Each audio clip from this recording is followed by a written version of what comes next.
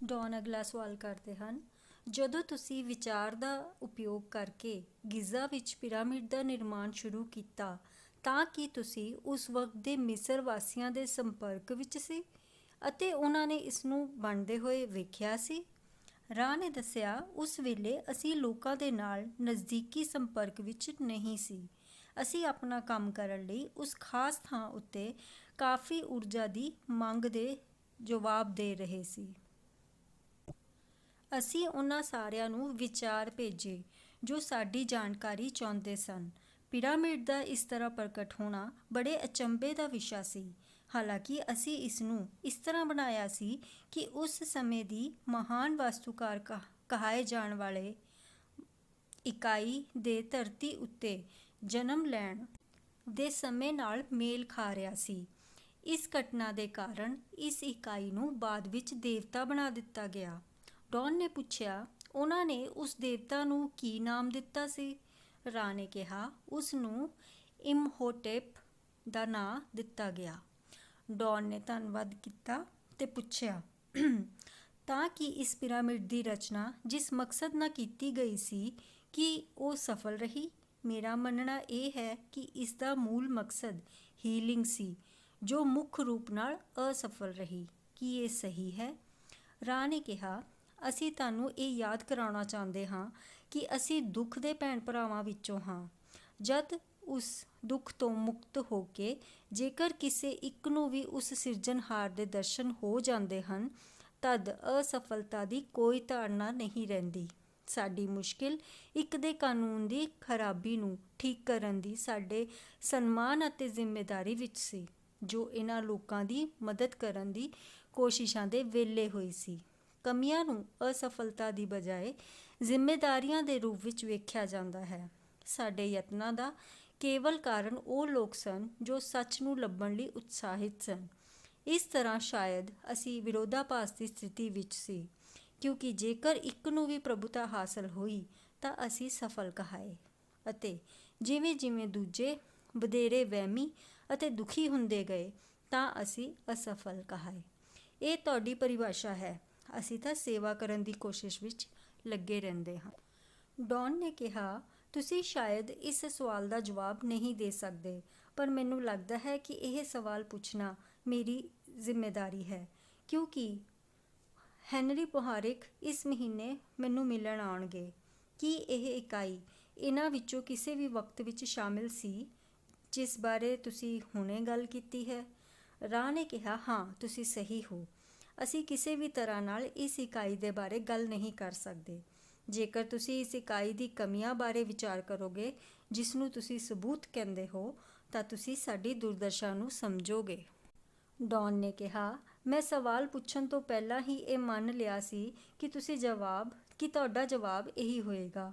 ਕੀ ਤੁਸੀਂ ਮੈਨੂੰ ਦੱਸ ਸਕਦੇ ਹੋ ਕਿ ਅਖਨਾਤੇਨ ਦੀ ਸਰੀਰਕ ਮੌਤ ਤੋਂ ਬਾਅਦ ਉਸ ਦਾ ਕੀ ਹੋਇਆ? ਰਾਹ ਨੇ ਕਿਹਾ, ਉਸ ਦੀ ਆਤਮਾ ਦੀ ਕਾਫੀ ਲੰਬੇ ਸਮੇਂ ਤੱਕ ਹੀਲਿੰਗ ਹੋਈ ਅਤੇ ਉਸ ਨੂੰ ਆਪਣੇ ਪਿਛਲੇ ਜਨਮ ਦੇ ਅਨੁਭਵਾਂ ਦੀ ਸਮੀਖਿਆ ਕਰਵਾਈ ਗਈ, ਜੋ ਤੀਜੀ ਘਣਤਾ ਦੇ ਅਨੁਕੂਲ ਸੀ। ਇਹ ਇਕਾਈ ਕੁਝ ਹੱਦ ਤੱਕ ਇੱਕ ਦੇ ਕਾਨੂੰਨ ਦੇ ਪ੍ਰਤੀ ਮਹਾਨ ਭਗਤੀ ਦੇ ਕਾਰਨ ਸ਼ਾਸਨ ਅਤੇ ਸ਼ਕਤੀ ਦੀ ਖਰਾਬੀਆਂ ਵਿੱਚ ਸੀ। ਇਸ ਤਰ੍ਹਾਂ ਇਸ ਇਕਾਈ ਨੇ ਆਪਣੇ ਅਗਲੇ ਅਵਤਾਰਾਂ ਦੀ ਇੱਕ ਲੜੀ ਵਿੱਚ ਪ੍ਰਵੇਸ਼ ਕਰਨ ਦਾ ਸੰਕਲਪ ਲਿਆ, ਜਿਸ ਵਿੱਚ ਸ਼ਾਸਨ ਅਤੇ ਸ਼ਕਤੀ ਦੇ ਪ੍ਰਤੀ ਕੋਈ ਕਮੀ ਨਹੀਂ ਸੀ। ਡੌਨ ਨੇ ਪੁੱਛਿਆ, ਧੰਨਵਾਦ। ਕੀ ਤੁਸੀਂ ਮੈਨੂੰ ਦੱਸ ਸਕਦੇ ਹੋ ਕਿ ਅਖਨਾਤੇਨ ਦੇ ਸਮੇਂ ਤੇ ਮਿਸਰ ਵਾਸੀਆਂ ਦੀ ਔਸਤ ਉਮਰ ਕਿੰਨੀ ਸੀ? ਰਾਹ ਨੇ ਕਿਹਾ, ਉਹਨਾਂ ਦੀ ਉਮਰ ਲਗਭਗ 35 ਤੋਂ 50 ਸਾਲ ਦੀ ਸੀ। ਉਸ ਸਮੇਂ ਕਾਫੀ ਹੱਦ ਤੱਕ, ਜਿਸ ਨੂੰ ਤੁਸੀਂ ਭੌਤਿਕ ਗੁੰਝਲਦਾਰੀ ਰੋਗ ਕਹਿੰਦੇ ਹੋ, ਮੌਜੂਦ ਸੀ। ਡੌਨ ਨੇ ਪੁੱਛਿਆ, ਇਹਨਾਂ ਬਿਮਾਰੀਆਂ ਦਾ ਕਾਰਨ ਕੀ ਸੀ? ਮੈਨੂੰ ਸ਼ਾਇਦ ਇਹ ਪਹਿਲਾਂ ਤੋਂ ਹੀ ਪਤਾ ਹੈ, ਪਰ ਮੈਨੂੰ ਲੱਗਦਾ ਹੈ ਕਿ ਇਸ ਕਿਤਾਬ ਦੇ ਲਈ ਇਸ ਵੇਲੇ ਇਹ ਦੱਸਣਾ ਚੰਗਾ ਹੋ ਸਕਦਾ ਹੈ। ਰਾਹ ਨੇ ਕਿਹਾ, ਜਿਵੇਂ ਕਿ ਅਸੀਂ ਪਹਿਲਾਂ ਕਿਹਾ ਸੀ, ਇਹ ਇੱਕ ਦੇ ਕਾਨੂੰਨ ਦੇ ਸੰਬੰਧ ਵਿੱਚ ਮੁੱਖ ਰੂਪ ਨਾਲ ਮਹੱਤਵਪੂਰਨ ਨਹੀਂ ਹੈ। ਹਾਲਾਂਕਿ ਉਸ ਵਕਤ ਮਿਸਰ ਦੀ ਸਥਿਤੀ ਬਹੁਤ ਜ਼ਿਆਦਾ ਅਨੁਸ਼ਾਸਨਹੀਣ ਸੀ। ਜਿਸ ਨਦੀ ਨੂੰ ਤੁਸੀਂ ਨੀਲ ਨਦੀ ਕਹਿੰਦੇ ਹੋ, ਉਸ ਵਿੱਚ ਹਮੇਸ਼ਾ ਹੜ੍ਹ ਆਉਂਦੇ ਸਨ ਅਤੇ ਫਿਰ ਨਦੀ ਪਿੱਛੇ ਵੀ ਹਟਦੀ ਸੀ। ਇਸ ਤਰ੍ਹਾਂ ਕੀੜਿਆਂ ਵੱਲੋਂ ਹੋਣ ਵਾਲੀਆਂ ਬਿਮਾਰੀਆਂ ਦੇ ਪ੍ਰਜਨਨ ਲਈ ਉਪਜਾਊ ਜ਼ਮੀਨ ਉਪਲਬਧ ਹੁੰਦੀ ਸੀ। ਇਸ ਤੋਂ ਇਲਾਵਾ ਖਾਣ ਵਾਲੇ ਪਦਾਰਥਾਂ ਦੀ ਤਿਆਰੀ ਜਿਸ ਤਰ੍ਹਾਂ ਹੁੰਦੀ ਸੀ ਉਹ ਬਿਮਾਰੀਆਂ ਨੂੰ ਬੁਲਾਵਾ ਦਿੰਦੀ ਸੀ ਅਤੇ ਕਈ ਮਾਮਲਿਆਂ ਵਿੱਚ ਪਾਣੀ ਦਾ ਸਰੋਤ ਖਰਾਬ ਹੋਣ ਕਾਰਨ ਜੋ ਪਾਣੀ ਪੀਤਾ ਜਾਂਦਾ ਸੀ ਉਸ ਵਿੱਚ ਮੌਜੂਦ ਸੂਖਮ ਜੀਵਾਂ ਦੇ ਕਾਰਨ ਵੀ ਬਿਮਾਰੀਆਂ ਹੋ ਜਾਂਦੀਆਂ ਸਨ। ਡੌਨ ਨੇ ਕਿਹਾ, ਦਰਅਸਲ ਮੈਂ ਇਹਨਾਂ ਦੇ ਸੰਚਾਰਾਂ ਦੀ ਕਿਰਿਆ ਦੇ ਬਜਾਏ ਰੋਗ ਦੇ ਮੂਲ ਕਾਰਨ ਬਾਰੇ ਵਿੱਚ ਵਧੇਰੇ ਪੁੱਛਣਾ ਚਾਹੁੰਦਾ ਸੀ। ਮੈਂ ਉਸ ਜੜ ਉੱਤੇ ਵਾਪਸ ਜਾ ਰਿਹਾ ਹਾਂ ਜਿਸ ਨੇ ਇਹਨਾਂ ਬਿਮਾਰੀਆਂ ਦੀ ਸੰਭਾਵਨਾ ਨੂੰ ਪੈਦਾ ਕੀਤਾ। ਕੀ ਮੈਂ ਇਹ ਮੰਨਣ ਵਿੱਚ ਸਹੀ ਹਾਂ ਕਿ ਧਰਤੀ ਉੱਤੇ ਲੰਮੇ ਸਮੇਂ ਤੱਕ ਇੱਕ ਦੇ ਕਾਨੂੰਨ ਦੀ ਸਧਾਰਨ ਕਮੀ ਨੇ ਇਹ ਅਜਿਹੀ ਸਥਿਤੀ ਪੈਦਾ ਕੀਤੀ ਜਿਸ ਵਿੱਚ ਬਿਮਾਰੀਆਂ ਵਿਕਸਿਤ ਹੋ ਗਈਆਂ ਸਨ? ਰਾ ਨੇ ਕਿਹਾ, ਹਾਂ, ਇਹ ਸਹੀ ਹੈ। ਤੁਸੀਂ ਪ੍ਰਸ਼ਨਕਰਤਾ ਦੇ ਰੂਪ ਵਿੱਚ ਹੁਣ ਬਾਹਰੀ ਸਿੱਖਿਆ ਨੂੰ ਭੇਦ ਰਹੇ ਹੋ। ਇਸ ਵਿਸ਼ੇਸ਼ ਸਮਾਜ ਵਿੱਚ ਯੁੱਧ ਦੀ ਇੰਨੀ ਕਾਰਵਾਈ ਨਹੀਂ ਸੀ, ਪਰ ਧਨ ਪ੍ਰਣਾਲੀ ਦਾ ਨਿਰਮਾਣ ਅਤੇ ਇੱਕ ਬਹੁਤ ਹੀ ਕਿਰਿਆਸ਼ੀਲ ਵਪਾਰ ਅਤੇ ਲਾਲਚ ਤੇ ਸ਼ਕਤੀ ਦੇ ਪ੍ਰਤੀ ਉਹਨਾਂ ਰੁਝਾਨਾਂ ਦਾ ਵਿਕਾਸ ਅਤੇ ਸ਼ਕਤੀਸ਼ਾਲੀ ਲੋਕਾਂ ਵੱਲੋਂ ਕਮਜ਼ੋਰ ਲੋਕਾਂ ਦੀ ਗੁਲਾਮੀ ਅਤੇ ਹਰੇਕ ਵਿਅਕਤੀ ਦੇ ਅੰਦਰ ਸਿਰਜਣਹਾਰ ਨੂੰ ਨਾ ਵੇਖਣਾ, ਇਹ ਇਸ ਦਾ ਮੂਲ ਕਾਰਨ ਸੀ। ਡੌਨ ਨੇ ਕਿਹਾ, ਸ਼ੁਕਰੀਆ। ਮੈਂ ਸਮਝਦਾ ਹਾਂ ਕਿ ਦੱਖਣੀ ਅਮਰੀਕਾ ਵਿੱਚ ਵੀ ਸੰਪਰਕ ਕੀਤਾ ਗਿਆ ਸੀ। ਕੀ ਤੁਸੀਂ ਇਹਨਾਂ ਪ੍ਰਸ਼ਨਾਂ ਦੇ ਉੱਤਰ ਉਹਨਾਂ ਦੇ ਸੰਪਰਕ ਦੇ ਸੰਬੰਧ ਵਿੱਚ ਦੇ ਸਕਦੇ ਹੋ ਅਤੇ ਦੱਖਣੀ ਅਮਰੀਕਾ ਦੇ ਲੋਕਾਂ ਨਾਲ ਸੰਪਰਕ ਕਿਉਂ ਕੀਤਾ ਗਿਆ ਸੀ? ਰਾ ਨੇ ਕਿਹਾ, ਇਹ ਇਸ ਸਤਰ ਦਾ ਆਖਰੀ ਪੂਰਾ ਸਵਾਲ ਹੋਏਗਾ। ਤੁਹਾਡੇ ਦੱਖਣੀ ਅਮਰੀਕਾ ਮਹਾਦੀਪ ਵਿੱਚ ਸੰਪਰਕ ਕਰਨ ਵਾਲੇ ਸਾਡੇ ਲੋਕਾਂ ਨੂੰ ਸੂਰਜ ਦੇ ਸਮੀਕਰਨ ਦੇ ਬਾਰੇ ਵਿੱਚ ਜਾਣਨ ਦੇ ਲਈ ਉੱਥੋਂ ਦੇ ਲੋਕਾਂ ਦੀ ਇੱਕਸਾਰ ਇੱਛਾ ਨੇ ਬੁਲਾਇਆ ਸੀ ਜੋ ਪ੍ਰਕਾਸ਼ ਅਤੇ ਜੀਵਨ ਦੇ ਇਸ ਸਰੋਤ ਦੀ ਪੂਜਾ ਕਰਦੇ ਸਨ।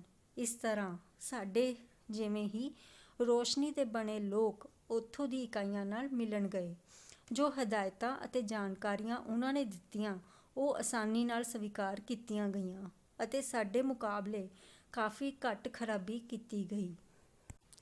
ਉਹਨਾਂ ਇਕਾਈਆਂ ਨੇ ਆਪ ਹੀ ਪਿਰਾਮਿਡ ਸਹਿਤ ਭੂਮੀਗਤ ਅਤੇ ਲੁਕੇ ਹੋਏ ਸ਼ਹਿਰਾਂ ਦੀ ਇੱਕ ਲੜੀ ਦਾ ਨਿਰਮਾਣ ਕਰਨਾ ਸ਼ੁਰੂ ਕਰ ਦਿੱਤਾ। ਇਹ ਪਿਰਾਮਿਡ ਉਸ ਬਣਤਰ ਤੋਂ ਕੁਝ ਭਿੰਨ ਸੀ ਜਿਸ ਨੂੰ ਅਸੀਂ ਬਣਾਇਆ ਸੀ। ਹਾਲਾਂਕਿ ਇਹ ਧਿਆਨ ਅਤੇ ਆਰਾਮ ਦੇ ਥਾਂ ਬਣਾਉਣ ਦੀ ਇੱਛਾ ਅਤੇ ਇੱਕ ਬੇਅੰਤ ਸਿਰਜਣਹਾਰ ਦੇ ਹੋਣ ਦੀ ਭਾਵਨਾ ਦੇ ਨਾਲ ਬਣਾਏ ਗਏ ਸਨ। ਇਹ ਪਿਰਾਮਿਡ ਤਦ ਸਭ ਲੋਕਾਂ ਲਈ ਹੁੰਦੇ ਸਨ, ਨਾ ਕਿ ਸਿਰਫ ਸ਼ੁਰੂ ਕਰਨ ਵਾਲੇ ਲਈ, ਬਲਕਿ ਉਹਨਾਂ ਲਈ ਵੀ ਸਨ ਜਿਨ੍ਹਾਂ ਨੂੰ ਇਲਾਜ ਦੀ ਜ਼ਰੂਰਤ ਸੀ। ਉਹ ਇਸ ਘਣਤਾ ਨੂੰ ਛੱਡ ਕੇ ਵਾਪਸ ਚਲੇ ਗਏ ਜਦ ਉਹਨਾਂ ਨੂੰ ਲੱਗਿਆ ਕਿ ਉਹਨਾਂ ਦੀ ਯੋਜਨਾਵਾਂ ਠੋਸ ਰੂਪ ਨਾਲ ਗਲਤੀ ਵਿੱਚ ਹਨ ਅਤੇ ਅਸਲ ਵਿੱਚ ਰਿਕਾਰਡ ਕੀਤੀਆਂ ਗਈਆਂ ਸਨ।